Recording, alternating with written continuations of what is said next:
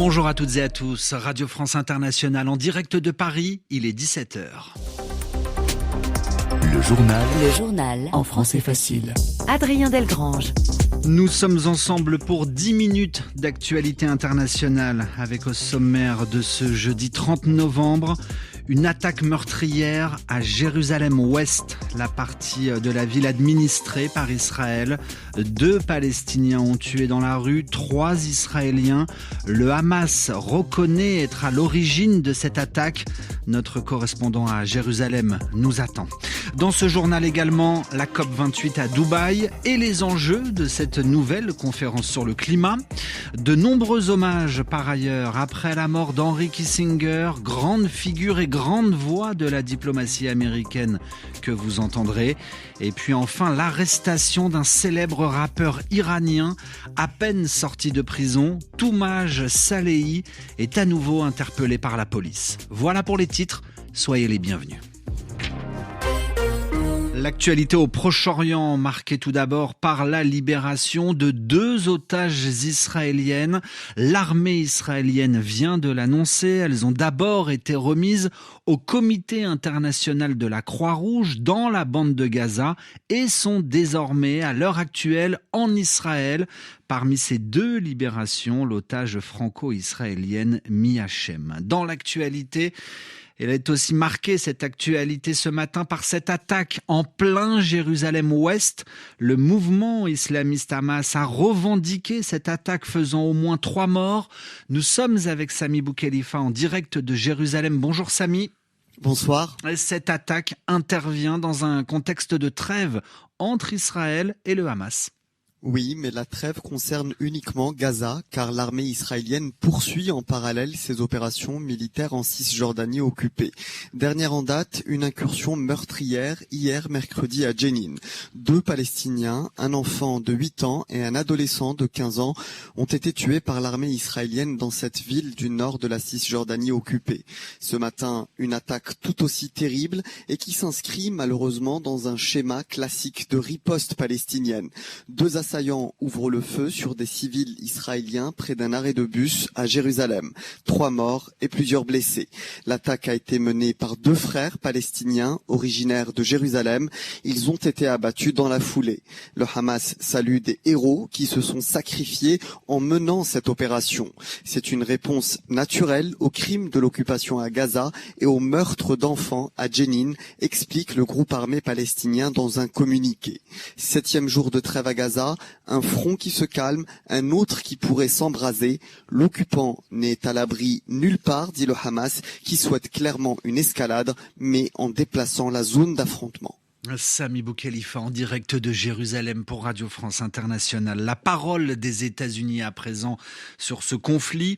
Lors d'une nouvelle mission en Israël, le secrétaire d'État américain Anthony Blinken déclare que la trêve a donné des résultats et il espère qu'elle puisse se poursuivre. Il a toutefois demandé au Premier ministre israélien Benjamin Netanyahou de protéger les civils dans le sud de la bande de Gaza si la trêve devait prendre fin. Anthony Blinken est ensuite arrivé à Ramallah, en Cisjordanie occupée, pour y rencontrer le président de l'autorité palestinienne, Mahmoud Abbas. Le journal en français facile. La COP28, la 28e grande conférence internationale sur le climat, s'est ouverte ce matin à Dubaï. Près de 180 chefs d'État et de gouvernement sont attendus aux Émirats arabes unis d'ici le 12 décembre prochain. Mais alors, quels sont les enjeux de cette COP? Et quelle est vraiment la différence de cette édition avec les précédentes? Écoutez la réponse de Gaïa Fèvre, responsable des politiques internationales du réseau Action Climat. On est sur une COP de bilan. En fait, les États doivent faire le bilan de l'accord de Paris. On doit regarder dans le rétroviseur, constater en fait ce qui n'a pas bien fonctionné, ce qui a bien fonctionné, et regarder vers l'avenir et réussir à être plus ambitieux. C'est-à-dire que la science, elle est claire. Les différents rapports qu'on a pu avoir, on n'est pas sur la courbe du 1,5 degré. Donc maintenant, il faut qu'on transforme tout ça en un outil politique qui s'appelle le bilan mondial, qui ensuite va amener les États à réviser leurs plans nationaux climatique. Et le deuxième point essentiel, c'est que nous sommes sur une COP fossile, de par la nature de la présidence et le lieu où on se trouve. Et du coup, on va chercher un langage fort sur la fin de toutes les énergies fossiles. Gaïa Fèvre répondait aux questions de Florent Guignard à la mi-journée sur Radio France Internationale. RFI à Kiev, il est 18h05. En Ukraine, le président Zelensky, chef de guerre contre la Russie depuis 22 mois, après des mois d'unité nationale où tous les partis politiques faisaient bloc derrière lui, pour la première fois, des dissensions, des fissures apparaissent au sein de sa propre formation politique. 2 députés du parti de Volodymyr Zelensky, serviteur du peuple, ont ouvertement critiqué le commandement en chef de l'armée ukrainienne, lui reprochant son manque de stratégie. L'affaire fait grand bruit en Ukraine. Le récit à Kiev de notre correspondant Stéphane Sio.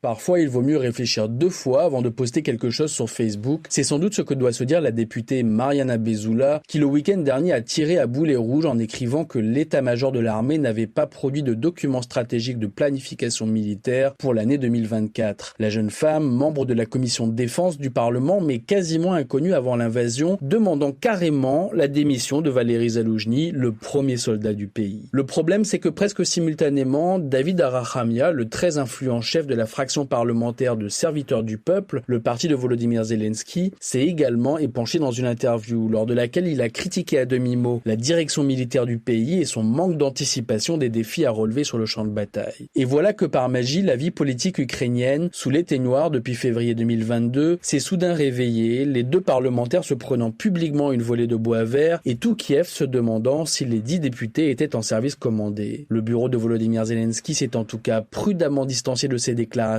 rappelant que le président et Zaloujny travaillent ensemble main dans la main. Maintenant, à l'heure d'assumer le bilan mitigé de la contre-offensive de 2023 et alors qu'une mobilisation plus large se profile en 2024, le pouvoir exécutif pourrait être tenté de faire peser ses erreurs de jugement sur la tête des militaires. Stéphane Siohan, Kiev, RFI. Aux États-Unis, Henry Kissinger est mort la nuit dernière dans sa maison du Connecticut. Il s'est éteint à l'âge de 100 ans, grande figure de la diplomatie américaine, notamment sous les présidences de Richard Nixon et de Gerald Ford. Il avait encore de l'influence. Il rencontrait en juillet dernier en Chine Xi Jinping. Il est allé plus d'une centaine de fois en Chine au cours de sa vie. Il est également souvent venu en France, comme l'atteste cette archive de 1970. Je suis allé très souvent en France. J'étais en France en 1944 avec la première armée américaine. Depuis, je suis retourné très souvent, 3 ou 4 fois par année. Et c'était toujours un grand plaisir pour moi. Henry Kissinger en 1970. De nombreuses réactions à l'international, à l'instar notamment du président George W. Bush ou encore le président français Emmanuel Macron qui a décrit Kissinger comme un géant de l'histoire. On retiendra aussi le rapprochement qu'il avait initié entre Moscou et Pékin dans les années 70, comme l'explique l'un de ses biographes, Jérémy Gallon. La victoire américaine à la fin de la guerre froide prend ses racines dans la politique de Kissinger, qui est une politique double, qui est une politique à la fois de rapprochement avec Pékin, mais qui est une politique en même temps de détente avec Moscou. Et en fait, c'est cette double politique qui va effectivement à terme affaiblir, notamment à la suite des accords d'Helsinki en 1975, la puissance soviétique. Mais vous savez, le paradoxe, c'est qu'aujourd'hui, on reconnaît que là se trouvent les germes de la victoire américaine, mais ses contemporains ne le voyaient pas du tout comme ça. L'ironie de l'histoire, c'est que le président Reagan, qui récoltera les fruits de cette victoire de la guerre froide, a été le premier, à l'époque, dans les années 70, à critiquer Kissinger pour sa politique de détente, dans laquelle il voyait une politique de faiblesse qui n'était pas à la hauteur de ce que devait être le leadership américain. Mais en fait, Kissinger a su mettre ses émotions de côté, a su mettre les élans peut-être de l'opinion publique de côté pour bâtir cette politique qui est effectivement une véritable politique stratégique. Ainsi se referme ce journal. Si vous voulez en savoir davantage, vous pouvez nous lire sur le www.rfi.fr.